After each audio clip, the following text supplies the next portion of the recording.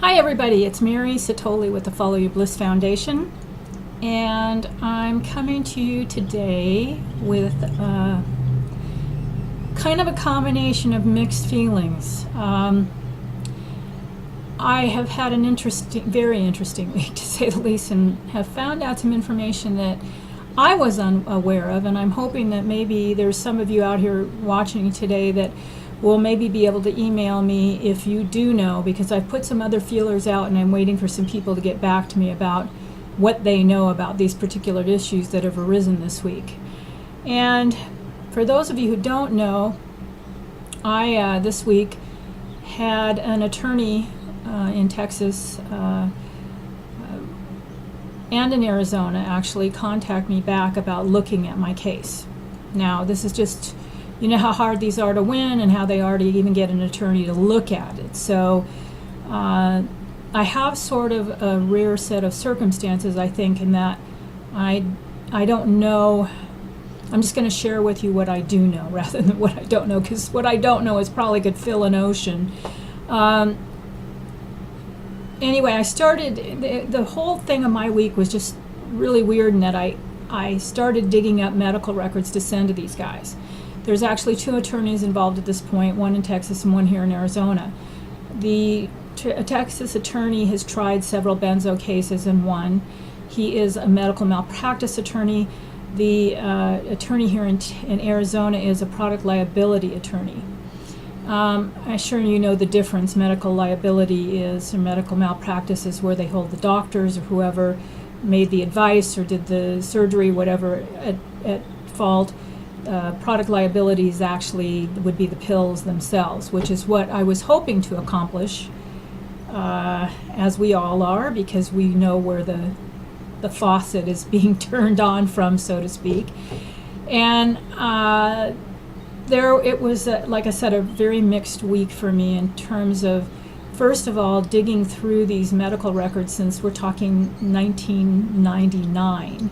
When I was first seen in a mental health hospital here in Arizona for panic, anxiety, insomnia, menopause related. And I unknowingly went into this hospital after I hadn't slept for a week. I was borderline psychotic and high blood pressure, which I never had, and a lot of other crazy things, just feeling totally out of my skin. And I know a lot of you know that feeling. So I was in for a few days. They medicated me, sent me home with Ativan, without instructions, and I continued to take it like the rest of us who've been become doctor-induced addicted drug addicts, I guess, or dependencies. So this was really kind of traumatic, going back that 17 years from the time I was put on it to now almost a year and a half off the benzos, and being a little bit more cognizant of being able to put the pieces together, whereas before I knew something was off, that I felt off. I was very sick. I kept getting infections, and nobody could really put anything together. I was first seen here at the county hospital. I think they ran some tests because I was really, really sick. And I remember them testing for parasites and it coming back negative. No one was able to find anything conclusively, but yet I kept going downhill, losing a ton of weight, being seriously sick, and no one could. And I went to, I don't know how many different doctors, I mean lots of doctors. Finally, another naturopath that I ran into, I had to quit regular jobs, so I was kind of grabbing things while I was living at my dad's for a while before he passed. And I had met a naturopath at one of these health food stores that kind of put a few things together for me. And he says, he asked me where they tested me for the parasites, and I said at the county hospital, and they said, no, you need to go to a parasitologist. So that one did come back positive, but the amount of parasite that I had in my blood should not have been making me that sick. I mean, on a scale of 1 to 4, I had a 1. And I mean, I was death door, dying, sick. That's how, I mean, my dad wanted me to get tested again for AIDS. Like, I got tested 3 times because we didn't know. Excuse me, I'm having a rough time today. My throat's really dry. It's pretty hot here. So as I'm going through these records, I am like just freaking out because I'm realizing in my and I think all of you who've come off these drugs realize at some point where you finally go, you know it's the meds. For a while you're coming off and you're still listening to the stories going, well, that's not going to happen to me, and how could this really be legal if it's doing all these kinds of things? I'm sure everybody has had those same thoughts that have gone through their head. And for me, I think I spent this last year and a half just kind of sorting through, getting my life back together, getting to a point where I could just function to do my own shopping on a day-to-day basis and get out of the house and do anything, that was beyond just psychiatric hell. And I think all of this reliving it this week has kind of given me pause for like, do I really want to do this? And then I'm thinking, well, if they take it, how could I not do it? Because this needs to be out in the open. All this stuff needs to get out in the open. It's like really scary what's going on when I dig more and more and more. And I'm like, really? So anyway, I started looking back and I started getting all these medical records and looking at all these things and looking at the dose that I was on before I started tapering and looking at, the scenario that was going on. And some of these doctors, naturopaths, they're not in the business of prescription drugs as much as, although it's kind of getting that way to some degree. But in Arizona, naturopaths do have the right to prescribe benzos and pretty much everything else. In a lot of states they don't, so that's not an issue, but here they can. But I just still think that they've kind of made this promise to themselves to heal people through natural means, and so the majority of them are not dishing that out here the way that mainstream medicine does. So I had gone to quite a few of them, which cost me quite a bit of money, in hopes that they would come up with something, but none of them ever put the pieces together where they thought it could be part of the problem, at least not to the degree that I was sick. It was brutal. I mean, had a lot of stuff going on, blackouts and GI stuff and just all kinds of crazy things. So as I look back at the records, I'm kind of going through a little PTSD, having to relive some of it, but I'm also like thinking, well, how is it possible that none of these people knew? How is it possible there's this many of us sick and they didn't know? They didn't have even an idea, or were they just not telling us because of liability? So this kind of ties in with what I found out this week. And the second attorney who called me in Arizona had done some statute of limitation cases that went to the Supreme Court that won. And this is why he's considering co-counsel with the Texas attorney who is the malpractice attorney, because he doesn't know statute of limitation issues in the state of Arizona. Now, how this plays out is that, as you all know, who've tried to go to an attorney who's shut you down, there is a 2-year statute of limitations from the time you know that this drug was a problem. So I can't say that at any point that I was coming off that I knew for certain it was the drugs, because I'd had so many other things going on.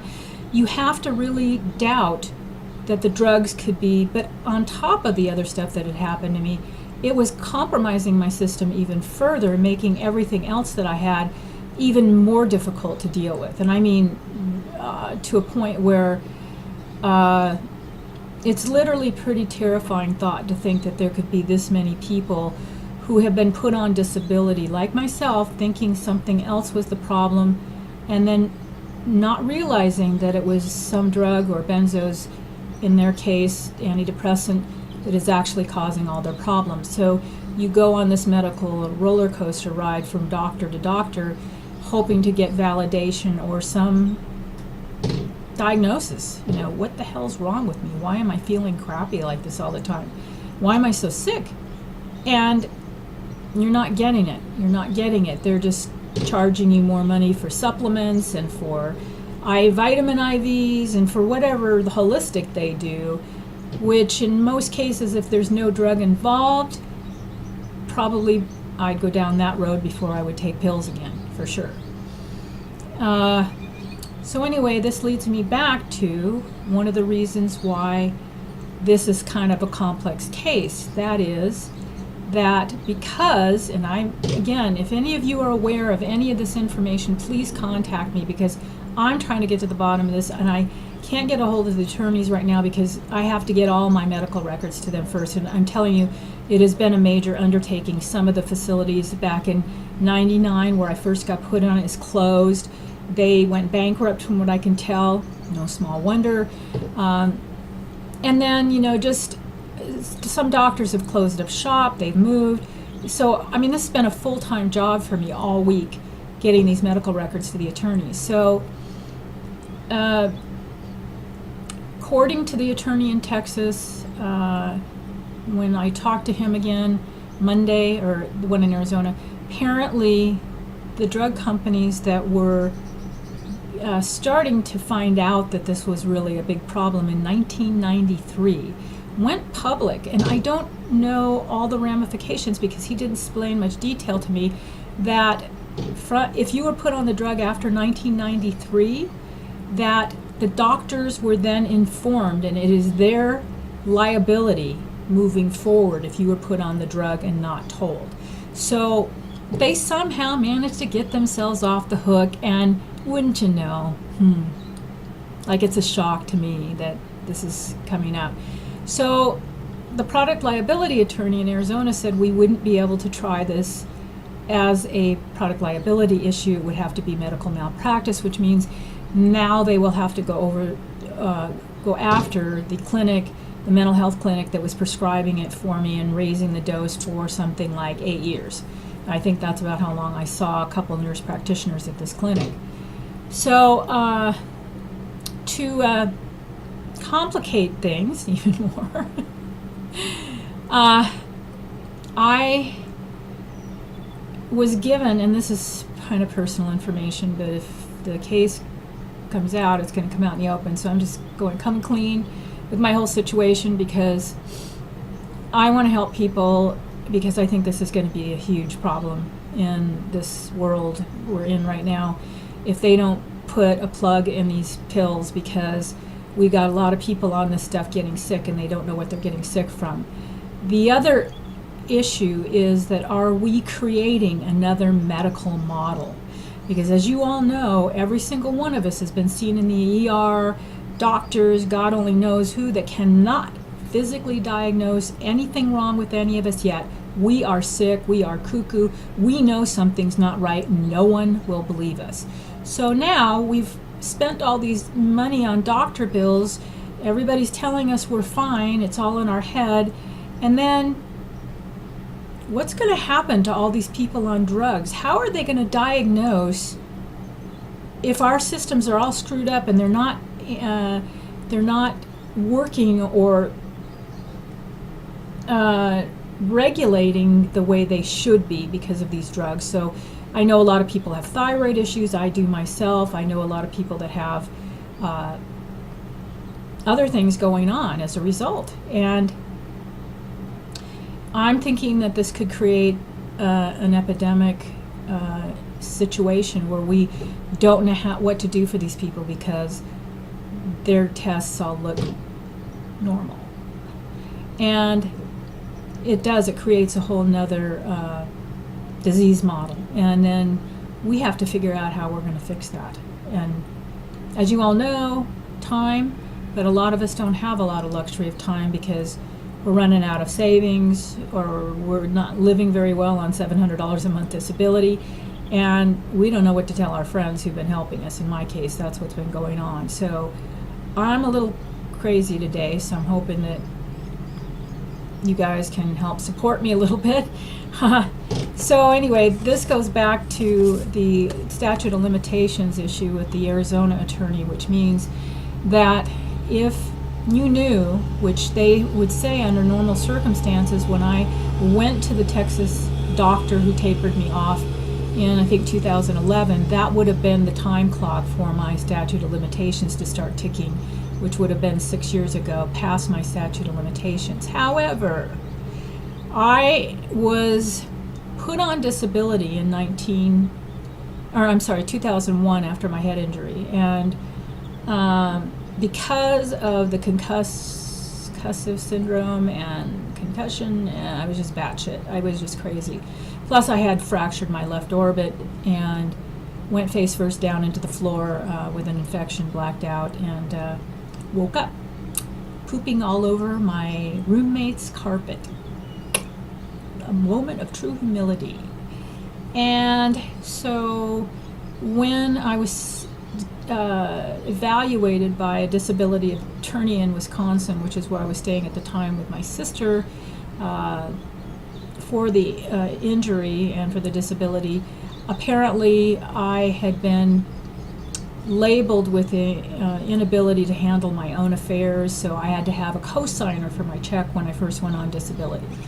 And it turned out to be a bishop from the Mormon Church in Napa, California, which is where I was homeless after a long story. It's another YouTube video. So anyway, they had, I'd gone to the church to get help because I didn't know where to go, and this bishop, who was phenomenal, amazing man, agreed to co-sign my checks and put me up in a hotel room for a couple days till I could get into a shelter.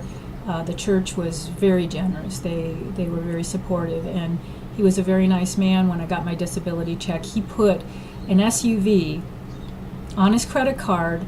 I gave him cash so I could rent something to get back to Arizona, and I could have kept driving or sold the car or something, and he would have been liable for that. So he took a huge chance with me, and he told me later that it was nice to see that I was getting back on my feet after what happened, because a lot of people, you never know whether you're helping the right person. That's how I'd put it. And I know it's hard to trust these days. I've been through that, and in that position. I told you I had a homeless woman live with me, and fortunately I was doing the right thing for her, and she did right by me like I did by this bishop. So that's why I say you can't keep being jaded. We have to learn to reach out. Even sometimes we're going to get bit, but we have to help each other, because the pharmaceutical companies aren't going to do it. The doctors aren't going to do it. They don't care. They go home at night after they've collected your bill, and they go to bed and they take care of their family.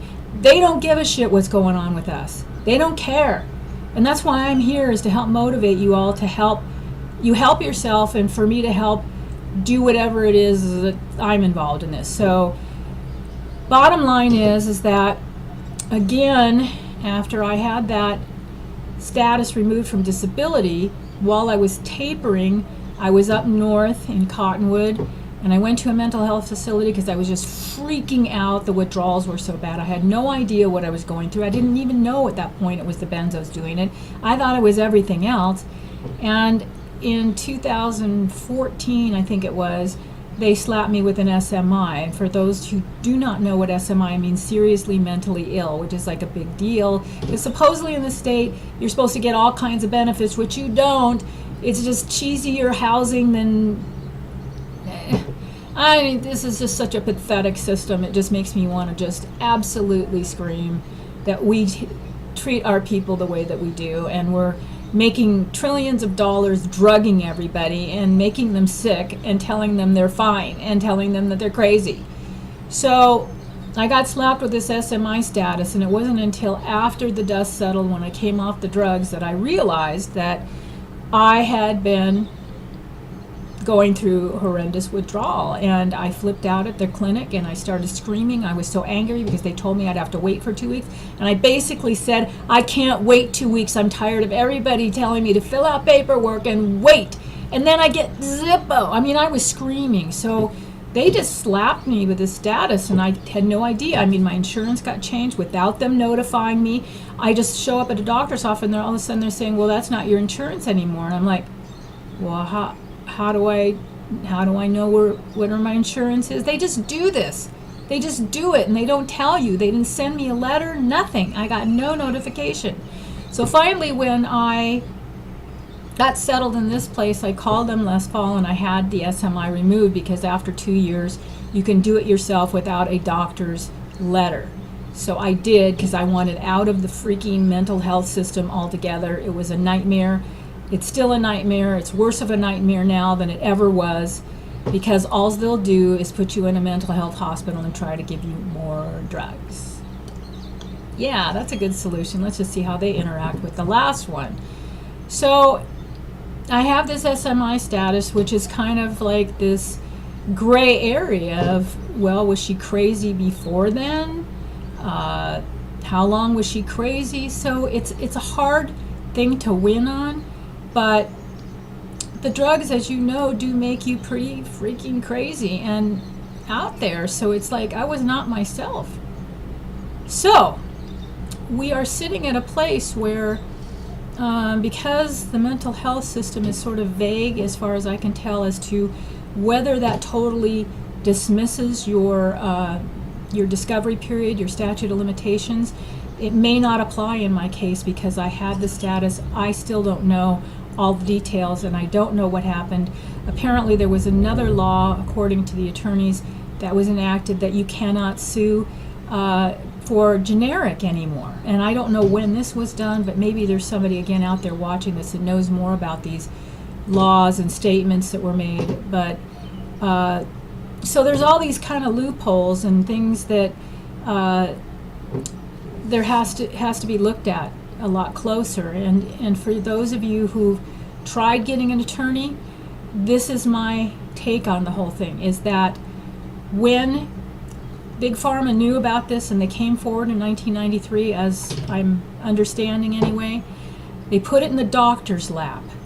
This is why the doctors are not saying anything. They have liability for prescribing this stuff, and it's huge. They could basically lose everything they have with this, which is wrong, totally wrong. I would never go after a doctor like my doctor who got me off this stuff, who had to keep me on a high dose to get me stable to even get me off of it. But this is what's happening, and they're going to be the fall guy. And I remember saying this a while ago to several people that you watch, this is going to end up in the doctor's laps. And not that I'm happy that the doctors have covered things up, but it's not right. It's not right. And there are doctors prescribing it that know better, that are doing it and not saying anything, not disclosing things. So what I think is happening is just that, you know, nobody wants to say anything because everybody's afraid of the liability, bottom line. So they're not taking the cases. The attorneys can't prove anything. It's too hard to prove because the big pharma is just, and they should shoot all these people that are making trillions of dollars off these drugs. They should really shoot them, because I don't know how they live with themselves at night knowing they're poisoning this many people and not taking these drugs off the market, or at least not informing us. And so I am also in the process here of, as many of you probably know about the bill in Massachusetts, the labeling bill that is still in the process of, I think, going through the second round of testimonies and evaluations and whatnot. I have recently, this week, submitted a copy of the bill to our congressman here in Arizona because I want them to take a look at it and see if there's something that can be done here. So you guys need to get active in your own state and do the same thing I'm doing. You can get a copy of the bill. I'm going to post the link for it below today. So if you're in a state, which is just about any state but Massachusetts, that doesn't have this bill introduced, then you need to get off your butt and call your congressman and see if you can't get them to look at it, because we got a serious problem here. And the only way we're going to fix it is if we empower each other and we help the people that are going through this right now, because there is so I'm having a hell of a week here, guys. It's like that big aha moment of going, wow, you know, I mean, I can't believe how much this just kicked my butt. I mean, wiped me out. The medical bills were astronomical the last 15 years, 16 years. And as you all know, how much money you can put out in supplements and all kinds of alternative stuff that doesn't work because your neurosystem is screwed up, plain and simple. And I have had a rough week with reliving my past and just having a little bit of a setback with my symptoms. It's been pretty rough. And I'm sure some of it's been exacerbated by stress this week. And so, but I'm not giving up. And neither can you, because this isn't just about me. This is about all of us. This is about our healthcare system and about our rights as patients. And we deserve to know what's going on and not just keep being hounded by the television set to ask your doctor, because he's not going to tell you. I can guarantee that at this point based on what I've turned over this week. So you really need to be proactive. And if you know people taking these medications, you need to show them the information. You need to get in front of their face and help them get off these drugs. Because the more people we have coming off these drugs that can tell their story, the more ammunition we're going to have to change the system. Because Big Pharma owns us as long as they are running our healthcare system. They own us.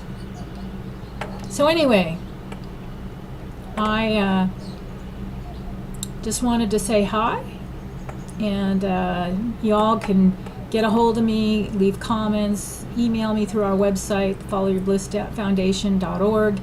All my links are below. I will send any new updates I'll have on my YouTube videos, but I'll also have on my website or Patreon account. So please get involved.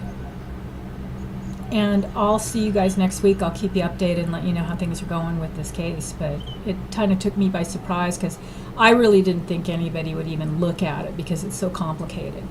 And just so happens that the one attorney in Arizona had a few issues with the medication he was on himself. So it's starting to affect people across the board. And I think when that happens, then it's starting to hit close to home, which is what needs to happen for change to happen. Because if we're complacent and fat and happy, it's not bothering us, we're not going to do anything, right? So you need the bump in the ass, and maybe this is what we have needed as far as changing things. Because honestly, I can't believe the road we're on here, guys. So anyway, I'm going to sign out for the time being because I've got more medical records, more release forms to fill out and send back. I mean, I'm going to be sending a box, a huge box, and this is already not including the email records that I've gotten, the records that he's gotten directly that are going to him. It's massive. I mean, we could be talking hundreds of thousands of dollars, if not millions of dollars, for my case alone. So how much is this costing our disability system and our healthcare system if people are running to the doctors the way that I did because they don't know what's wrong? So big issue here. Get a hold of me, or better yet, get a hold of your congressman and get that bill sent to him. Get him in front of his face. It's the only way we're going to shut this thing down. Okay? This is Mary Satoli, and I will see you next week. I hope you guys are having a good week, and hang in there because it'll get better. It's got to get better, okay? Talk to you soon. Bye now.